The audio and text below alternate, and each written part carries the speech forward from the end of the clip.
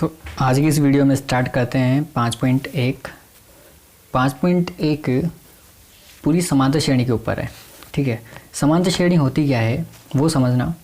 एक समांतर श्रेणी बनाने के लिए हमें कुछ पदों की आवश्यकता होती है।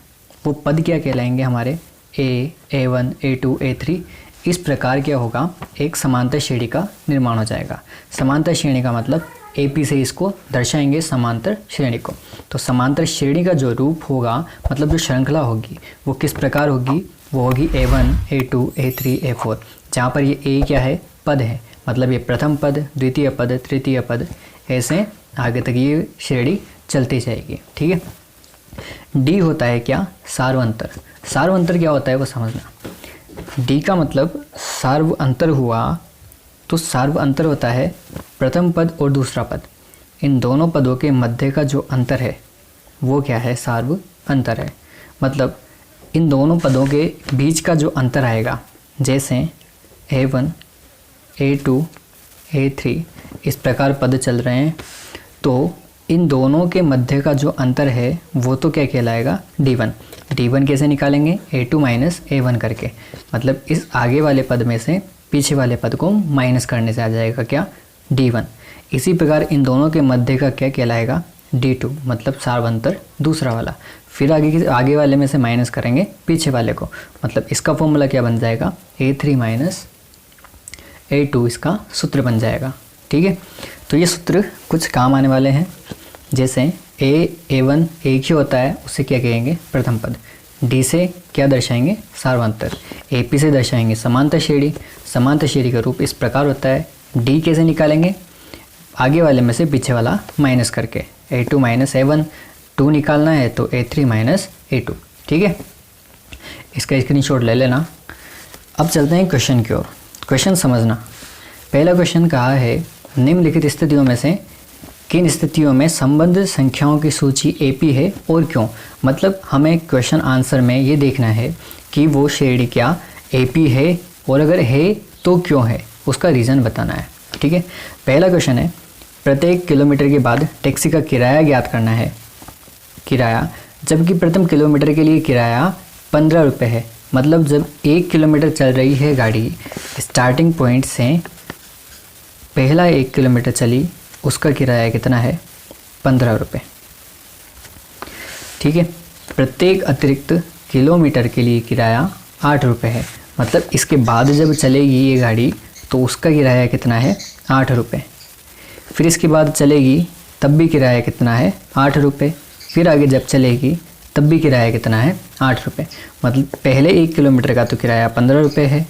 वो क्यों है, क्योंकि इसमें उन्होंने उसका जो टैक्सी का किराया है वो भी ऐड कर लिया है, इसलिए टोटल किराया कितना है, 15 रुपये। तो 1 किलोमीटर का तो 15 रुपये।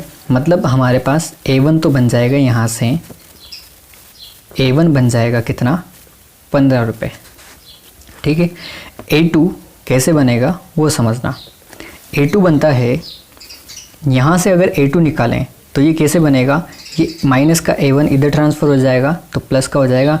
मतलब A2 बराबर क्या निकल कर आएगा, यहाँ से D1 प्लस A1, मतलब सार्वंतर प्लस प्रथम पद।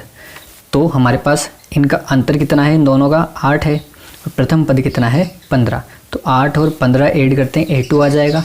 मतलब A2 का मान कितना आ जाना चाहिए, 23 आ जाना चाहिए। इसमें फिर D को ऐड कर दें, मतलब इस अंतर को ऐड कर दें, तो हमारे पास क्या आ जाएगा, तीसरा पद। ऐड करके देखते हैं इस अंतर को। यहाँ का अंतर कितना है, 8 है। तो जब 8 को ऐड करेंगे तो कितना हो जाएगा, A3 यहाँ से ये हो जाएगा 31 हो जाएगा।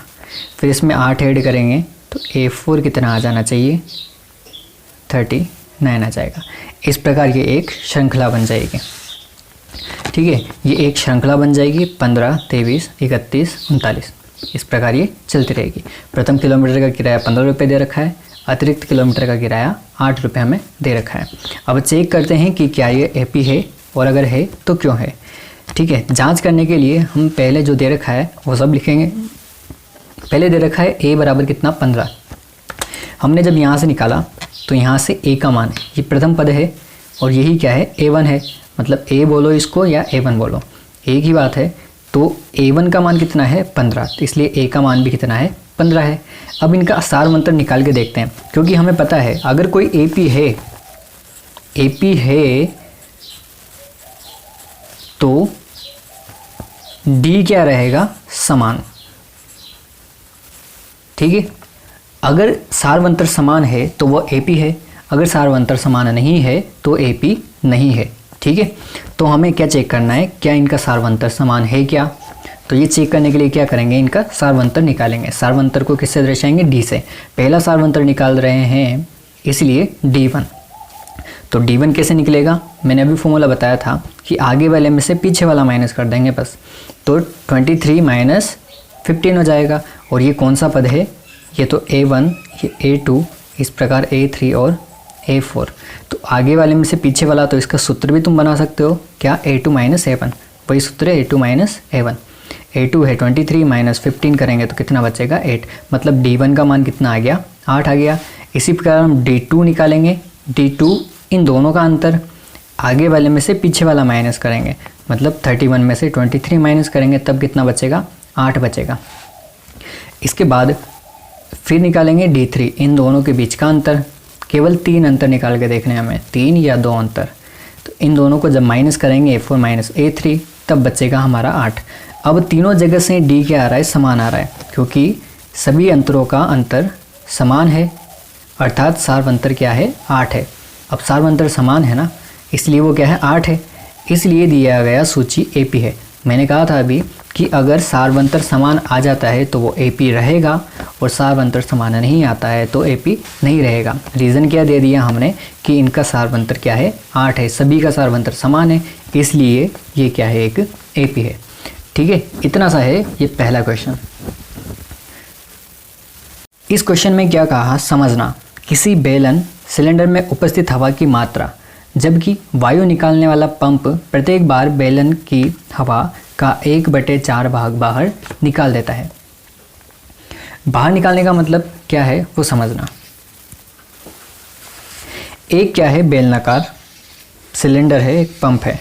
ठीक है, एक पंप है बेलनाकार। अब इस बेलनाकार पंप में हवा भरी हुई है। एक पूरा पार्ट जो होता है, पूरा भाग जो होता है, उसे हम दर्शाते हैं किससे, 1 से। जैसे मान लो एक वृत्त है, इसके अगर हमने भाग कर दिए तो ये 4 भाग कर दिए किसके, 1 के। ठीक है, तभी तो कहते हैं ना इसको पूरा क्या है, 1 है। 1 में से जैसे 1 पर छायांकित कर रखा है, तो 1 में से कितने पर कर रखा है, 1 पर। तो ये टोटल भाग तो कितने थे, 4, लेकिन ये पूरा है तो कितना, 1 भाग, इसलिए हमने इसको क्या मान लिया, 1 मान लिया। माना इसमें हवा कितनी भरी हुई है, 1 भरी हुई है। ठीक है, जबकि वायु निकालने वाला पंप प्रत्येक बार बेलन की हवा का 1/4 भाग बाहर निकाल देता है। अब यहाँ से बनाएंगे इसकी AP बनाएंगे, जैसा पहले वीडियो में दिखाया था कि AP होती क्या है, तो इसकी क्या बनाएंगे, AP बनाते हैं। अब पहला भाग जो रहेगा T1, हम इसे दर्शा देंगे T1 से, जैसे A1 A2 है ना, तो यहाँ से क्या दर्शाएंगे, T1, कि T1 का मान हमने मान लिया 1। ठीक है, अब हवा कितनी निकाली उसने, हवा निकाल रहा है वो कितनी, 1/4। तो हम यहाँ से क्या करेंगे, इसके बाद वाला पद हमें निकालना है ना। बाद वाला पद कैसे निकलेगा, T2 रहेगा, वो कैसे निकलेगा, इसमें से कितनी हवा निकाल दी उसने, 1/4 हवा निकाल दी।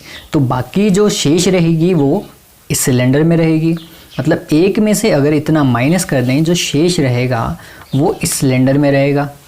ठीक है, मतलब 1 में से कितनी हवा निकाल दी, 1 में से निकाल दी 1/4 हवा। जब 1/4 हवा निकाल दी तो यहाँ से एलसीएम आया 4, और ऊपर आ गया 4 - 1, 4 - 1 हो गया 3, और 3/4 हो जाएगा यहाँ पर T2 का मान। मतलब जब इसमें से 1/4 भाग हवा निकाल दी, 1/4 का मतलब अब मान लो इतनी हवा तो इसमें से निकाल चुके। ठीक है, तो बचेगी कितनी, इतनी ही तो हवा बच रही है ना इस सिलेंडर में। ठीक है, ये तो हो गए T2। T2 का मान कितना आ गया हमारा, 3/4। अब हमें निकालना है T3। T3 निकालने के लिए अब ध्यान देना है, यहाँ पर क्या करेंगे, इसको 1 में से माइनस नहीं करेंगे। क्यों, क्योंकि इस क्वेश्चन में कहा जबकि वायु निकालने वाला पंप प्रत्येक बार बेलन की हवा का मतलब जो शेष आयतन रहेगा ना इसमें हवा का, उसका 1/4 निकालेगा। तो तीसरी बार में क्या होगा, इसका 1/4 निकालेगा। मतलब शेष भाग कितना बच रहा है अभी हमारे पास, जैसे पहले एक पूरा भाग था कितना 1, तो हमने 1 का 1/4 घटाया इसमें से, इसलिए 1 में से कितना माइनस किया 1/4। अब जो भाग शेष है उस शेष का 1/4 ही तो घटाएंगे ना, तो हमारे पास शेष कितना है 3/4, और 3/4 का 1/4 तो पहले निकालेंगे, वो कैसे निकालेंगे, मल्टीप्लाई करके। तो 3 कितना बचाएगा ये 16। अब इतना भाग हम क्या करेंगे, इसमें से माइनस करेंगे, इसलिए T3 का मान कितना आएगा, ये तो क्या है हवा निकाली गई हवा। T3 का मान कितना आएगा, वो 3/4 में से माइनस कर देंगे 3/16 को। ठीक है, हवा कितनी निकाली, इस 3/4 की 1/4, तो कितनी आ गई हमारे पास 3/16। तो तीसरा भाग जो होगा इसका, तीसरा पद वो कैसे निकलेगा, 3/4 माइनस जितनी हवा निकाली उतना भाग, 1/4 भाग निकाल रहे थे ना, तो जो शेष हवा थी उसका 1/4 कितना है हमारे पास 3/16। तो 3/4 में से माइनस कर देंगे 3/16 को, तो हमारे पास आ जाएगा निकल कर 9/16। इसी प्रकार आगे का प्रोसेस चलेगा। फिर हम क्या करेंगे, इसका जो शेष भाग बचा, ठीक है, जैसे फिर यहाँ से इतनी हवा निकाल चुके, अब फिर हमारे पास ये जो शेष भाग बचेगा इसका फिर क्या करेंगे, हम 1/4 निकालेंगे। तो यहाँ से हमारे पास शेष भाग कितना बचा, अब 9/16। इस 9/16 का फिर क्या निकालेंगे, 1/4 निकालेंगे। तो 9/16 का जब 1/4 निकाला तो कितना आ गया, 9/64 आ जाएगा। फिर यहाँ से क्या निकालेंगे, T4। बिल्कुल सेम प्रोसेस है, सिंपल क्वेश्चन है, केवल समझने की ज़रूरत है। यहाँ के बाद T4 कितना हो जाएगा, जो हमारे पास शेष हवा थी पहले, उस शेष हवा में से माइनस कर देंगे जो 1/4वां भाग है। तो इसमें से 9/16 में से माइनस कर देंगे जो 1/4 वाला भाग है 9/64। इन दोनों को माइनस करेंगे तो आ जाएगा 27/64। इस प्रकार हमारे पास 4 पद आ चुके। 4 पद आने के बाद क्या करेंगे, इनकी एक श्रृंखला बनाएंगे उसी प्रकार। तो पहला है T1 तो 1 है, T1 तो हमने माना था ना 1। उसके बाद दूसरा कितना आया था 3/4। इसके बाद तीसरा पद क्या आया T3 9/16। T4 कितना आया 27/64। तो ये तो बन गई श्रृंखला। जो पहले क्वेश्चन में हमने श्रृंखला पहले बना ली थी वो इसमें निकालनी भी पड़ी है। अब यहाँ से क्या निकालेंगे हम, D1 D2 के मान, मतलब अंतर के मान। तो D1 कैसे निकालते हैं, A2 माइनस A1 करके। तो A2 है 3/4, A1 है कितना 1, तो 3/4 माइनस 1 करेंगे। तो 3/4 माइनस 1 कर दिया तो कितना बचेगा हमारे पास, माइनस के 1/4। इसी प्रकार D2 निकालेंगे, कितना, इस तीसरे में से दूसरा माइनस करके। D2 तो दूसरा अंतर है, तो इन दोनों के मध्य का अंतर कितना है D2, वो निकलेगा A3 माइनस A2 से। तो 9/16 माइनस 3/4, तो यहाँ से आ गया माइनस के 3/16। अब हमने देखा दोनों का अंतर क्या है, समान नहीं है। अब यहाँ पर सार्वंतर समान नहीं है, इसलिए AP नहीं है। ठीक है, यहाँ पर इस क्वेश्चन का आंसर समाप्त होता है।